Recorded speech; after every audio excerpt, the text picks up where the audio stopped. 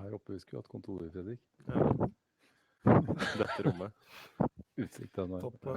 Top Office. Ja. Så man skriver seg på lister. Vi skal forhåpentligvis, det er jo planen å bygge et høyt bygg på plassen der. Altså 12-13 etasjer eller noe sånt. Såpass, ja, det er, jeg tror det kan fort gjøre det. Ja.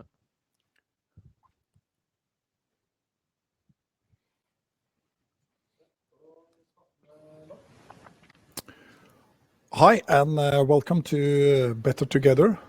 Thank you for joining us. My name is Bjørn Erik Reinseth. I'm the CEO at Oslo Science Park. In case you are new to Crowdcast, you can ask questions and add comments. It's in the section below. With us today, we have the pleasure of having Erling Grimstad, the CEO, and Fredrik Bergsmark Grimstad, a junior lawyer at Advokatfirmaet Erling Grimstad, who specialize in investigation and compliance. Most welcome. Thanks. Thank you.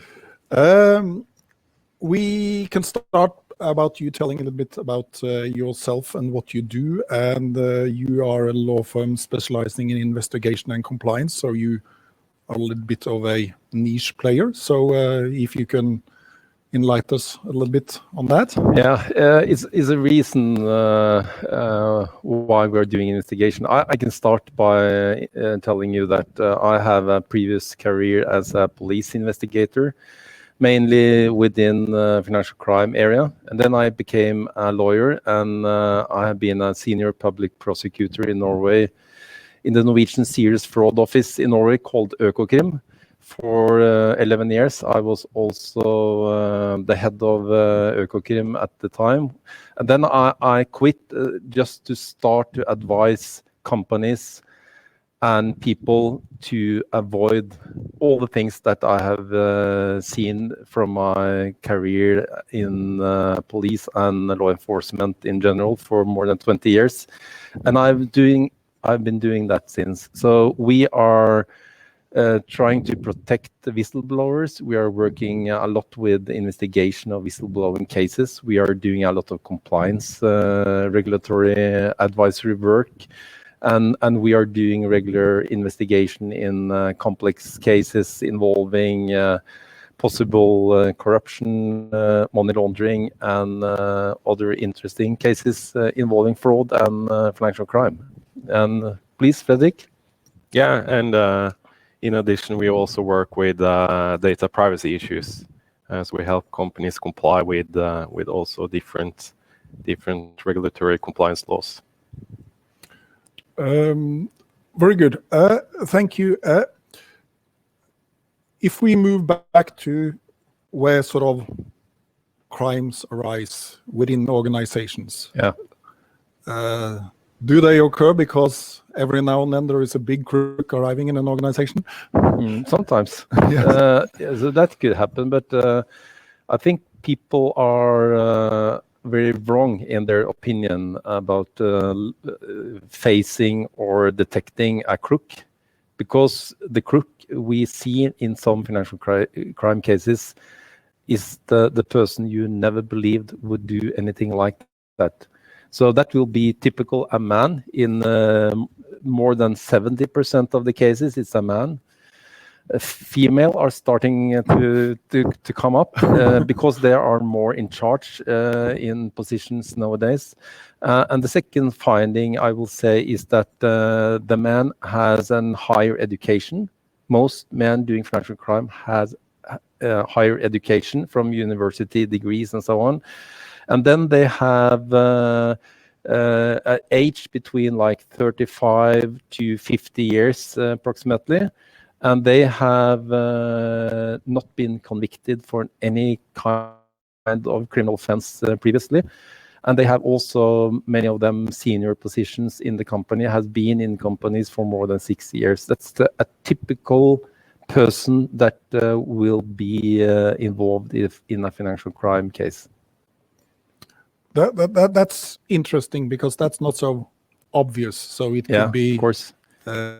It could be sort of not to say any of your colleagues, but sort of in order to detect this, I guess you need to work with having a strong culture in the organization to rectify this, detect it, and I guess could you elaborate on sort of the importance of adding this into the culture and not sort of just sort of a rule book in a shelf? Yeah, of course, because to prevent fraud from happening within an organization, you need to build a culture of compliance. That's what we call it. So it's just not a culture of the organization, but it's a compliance culture, meaning that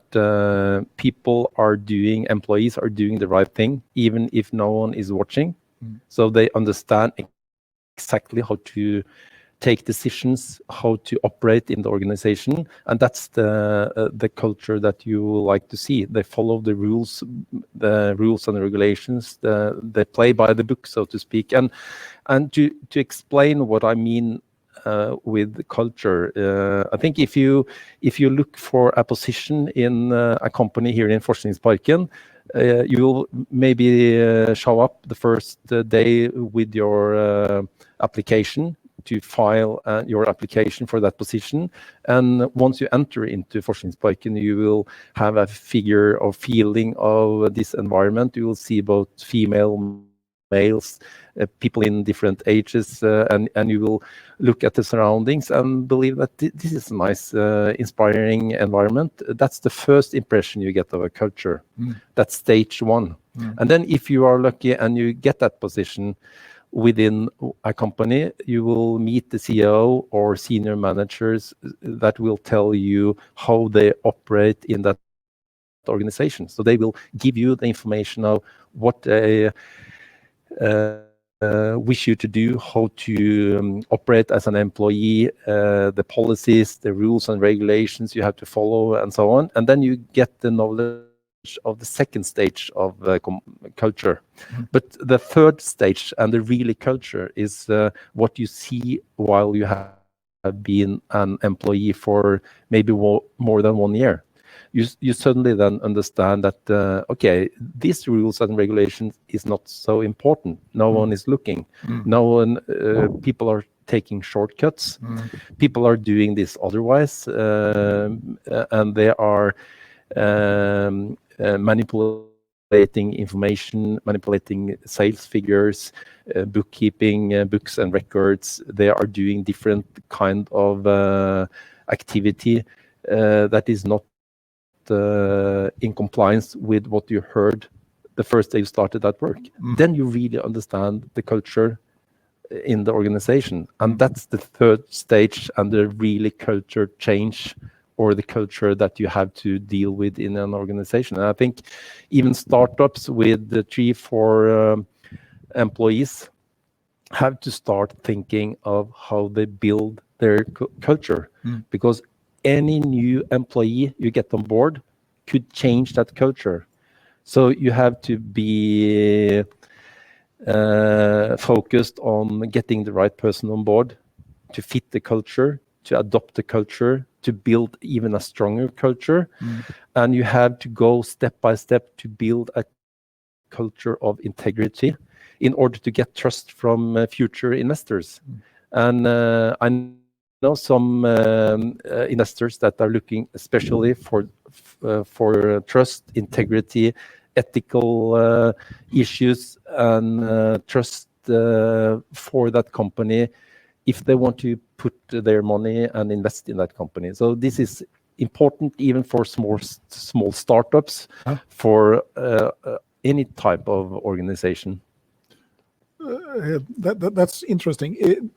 Are there any statistics, examples of the importance of the behavior of the top executive? Because often, sort of, if they start doing the shortcuts, that spreads like a disease, or sort of. And of course, I have experience from several cases myself, where the top level management, the very senior management, a small group of people did the manipulation of bookkeeping, cooking of books is what you call it.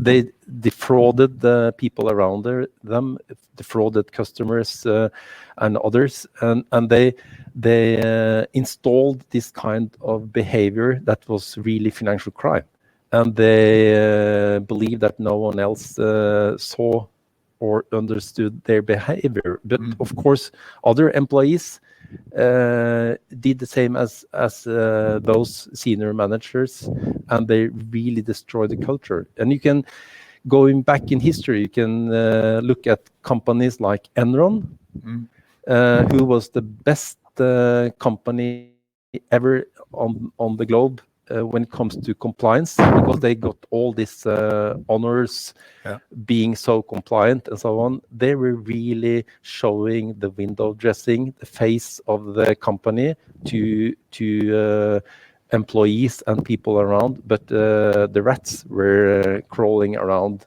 in the backyard of that company when it was disrupted and got bankruptcy.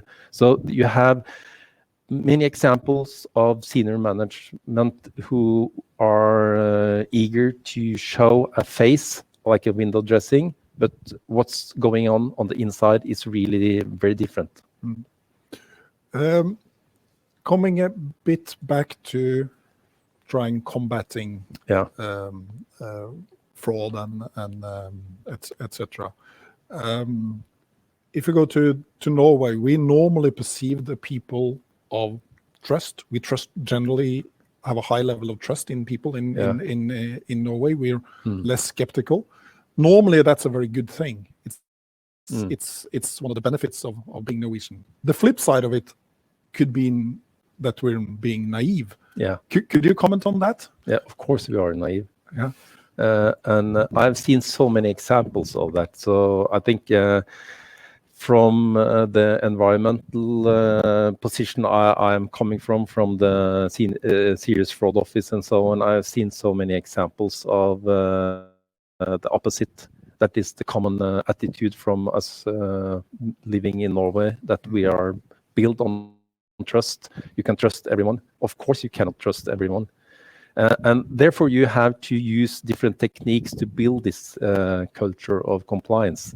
So that's something you can really do by focusing on the right topics, the things you have to do as an ongoing way of going forward. And it's a lot of activity you can do. And the best is that it's a very cost efficiency. You don't have to... It's not an out-of-pocket expenses to build a compliance culture. This is something you do as the way you are doing and running your business. You just have to know what kind of activity you have to set in place and follow up and monitor, have internal control in place, train people and so on. It's like the old saying, I don't know where it originates from, but culture eats strategy for breakfast. Yeah. Sort of, yeah. And I have to say that being a part of Forskningsparken, we have been here more than 3 years now.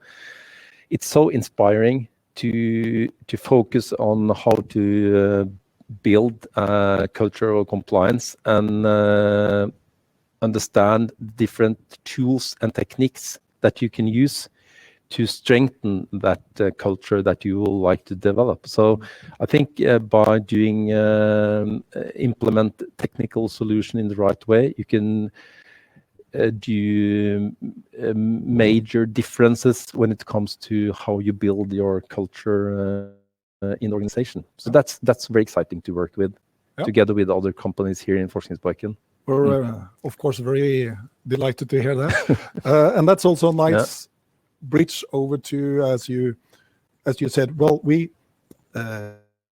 may not know where, if there is a crook in an organization, we don't know what he or she looks like or whatever. We need to have more objective ways of attacking it, and that's sort of a nice bridge over to the work you have done on actually rather atypical for a law firm to be started developing products or a product in order to combating this, and where you can attack this on an arm's length way, and with the objective measures. So Fredrik, maybe you could tell us a bit more about sort of how you come about this product development, and I understand you've had a good relationship with Atensi, another tenant in the company in the science park. So if you could tell us a bit more about that. Yeah, it started with the previous first Friday coffee in the canteen. So we had a presentation about our law firm when we moved into the Oslo Science Park, and then we met Atensi, and we had our office in the same hallway, actually. And then we started to have some discussions and find out that we should make a project together. So that's why we made the AML app. So it's a game in anti-money laundering education. So it started just because of this community where you can collaborate together. Could you tell us a little bit more, sort of as an employee, how would I benefit? How would I do it in order to be, well, a trained person in trying to detect it being money laundering or whatever? Yeah, so that's difficult. And in 2018, we got a new revised Money Laundering Act in Norway, which is based on EU directives. So it says like this minimum requirements in all countries in the European Union and EEA.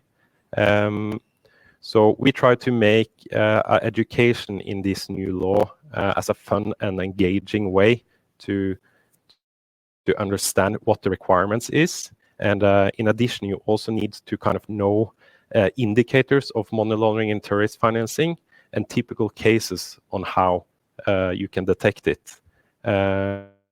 So in the app, we have a section with the directive and requirements. And then we also have these dialogue-based cases where the employees are introduced with like a cutscene, from games. So you kind of get to know what the case is about, and then you kind of answer questions and to see if you can detect suspicious activities. That's very interesting. If typically you would deploy this in a company, and you will have all the employees or relevant employees or whatever to run through this. Is that a case at frequent intervals, updates, whatever? That's the idea. Yeah, that's the idea, and it's easy to integrate as well because they get the app on their own phone and they just log in with their mobile number. So it's easy for the management to spread this education to all employees.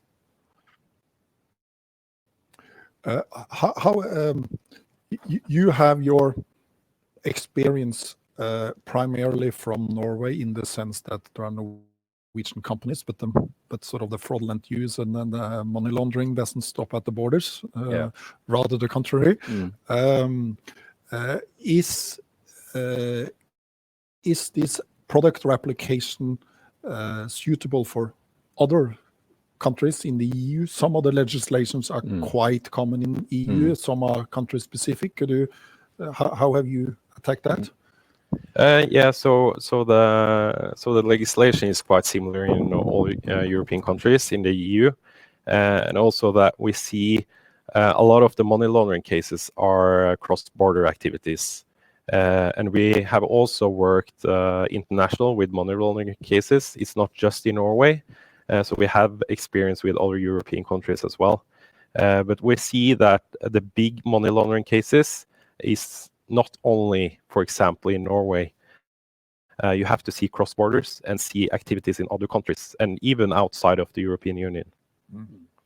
I can add that we have some 4,000 users on this Norwegian AML app, and we just before Easter time, just a few weeks ago, we launched the English version of the same training tool. So we are about to go into the European market with this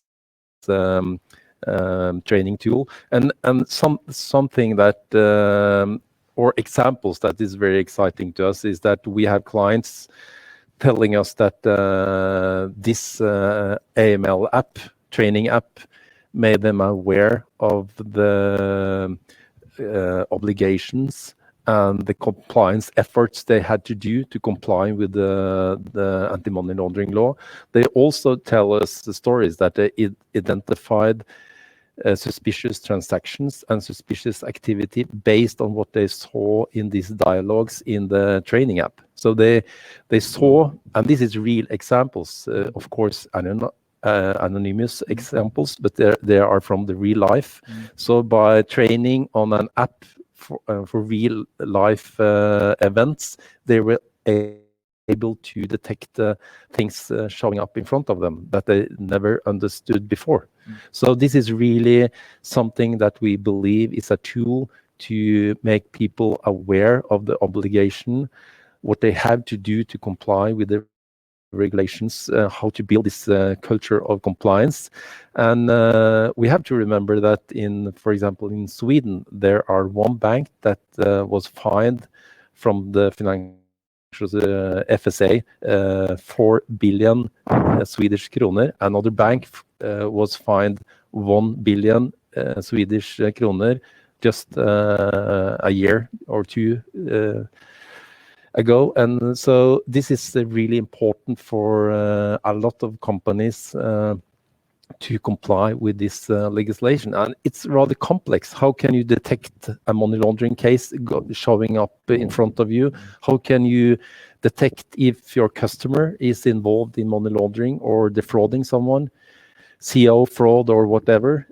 How can you detect all this? So we have developed this tool to help employees to really look behind the good face of people that you on the face of it will trust, of course, and that's something that we believe is a part of the puzzle building this compliance culture that I was informing about. But that's interesting. Yeah, just so if I understand correctly, the app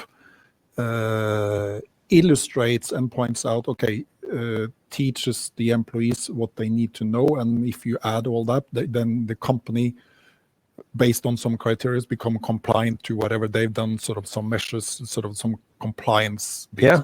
But in parallel, or maybe the added benefit, intentional or unintentional, is it helps as a tool of achieving that culture you were talking about, sort of the compliance culture, which sort of a culture can never be compliant, but still it's utterly important. So it serves the two purposes. Is that correct? Yeah, exactly. And you were raising the question about the tone at the top, and of course this is a training tool that also board of directors will do. So they will be aware of the obligation they have as the tone from the top, the board of directors. So this is implementing the culture of an organization, the compliance culture from the board level down to senior manager and the people doing the work, meeting the customers, facing the transaction that is presenting a money laundering suspicion. Yeah. Okay, very good. Did we have a question from the audience? Yes, we have from Sylvia. Does the level of training in the app vary, for example, employees versus leaders and directors? We have built this AML app in a way where you can pick and choose what you will like to play. So, for example, board of directors will play a minor part of the game than people on other levels. And we have a very good documentation based on the Attensi system in place. We have a very good documentation, so we can document who did play the tool, who did the training, what was the result on every part of the training tool. So you can really detect who has the competence they need, who lack competence. Do you have to improve with face-to-face training and so on? So it could be divided among different people in an organization, and that's rather important to have in place. And we know that the authorities is talking positive about this as a training tool, because nowadays with the pandemic situation, you are not able to gather that many people to do face-to-face training. So this is a perfect tool. You can play it on your hut in your vacation. You don't have to be connected to internet even. So it's a very robust, flexible way of training. I guess competence is a part of building a culture, of course. If I may add, this is a perfect example of how two companies found each other in Oslo Science Park, and a perfect example of what we're trying to achieve. Yeah. So very good. Thank you so much for joining us today. Sorry, there's one more question. A question. If an employee experiences suspicious activity, how do you recommend they go about reporting it? There are certain obligations according to the law on how to deal with these cases. So people that will do the training, they will easily understand the obligation they have. So the answer is just try to play the game and understand. You will learn after you have played the game. That's fine. That's fantastic. Okay. Thanks a lot for joining us today. It's been very interesting. We'll be back with another Better Together in 2 weeks. And until then, stay safe and healthy. Thank you. Thank you. Thank you.